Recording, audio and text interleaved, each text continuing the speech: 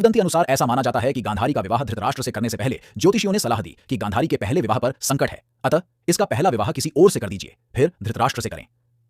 इसके लिए ज्योतिषियों के कहने पर गांधारी का विवाह एक बकरे से करवाया गया था। बाद में उस बकरे की बलि दे दी गई। कहा जाता है कि गांधारी को किसी प्रकार के प्रकोप से मुक्त करवाने के लिए ही ज्योतिषियों ने यह सुझाव दिया था। इस कारणवश गांधारी प्रतीक रूप में विधवा मान ली गई और बाद में उनका विवाह धृतराष्ट्र से कर दिया गया। गांधारी एक विधवा थी। यह सच्चाई बहुत समय तक कौरव पक्ष को पता नहीं चली। यह बात जब महाराज धृतराष्ट्र को पता चली तो वे बहुत क्रोधित हो उठे। उन्होंने समझा कि गांधारी का पहले किसी से विवाह हुआ था और वह न मालूम किस कारण मारा गया। धृतराष्ट्र के मन में इसको लेकर दुख उत्पन्न हुआ और उन्होंने इसका दोषी गांधारी के पिता राजा सुबाल को माना। धृतराष्ट्र ने गांधारी के पिता राजा सुबाल को पूरे परिवार सहित कारागार में डाल दिया। कारागार में उन्हें खाने के लिए केवल एक व्यक्ति का भोजन दिया जाता था। केवल एक व्यक्ति के भोजन से भला सभी का पेट कैसे भरता? यह पूरे परिवार को भूखे मार देने की साजिश थी।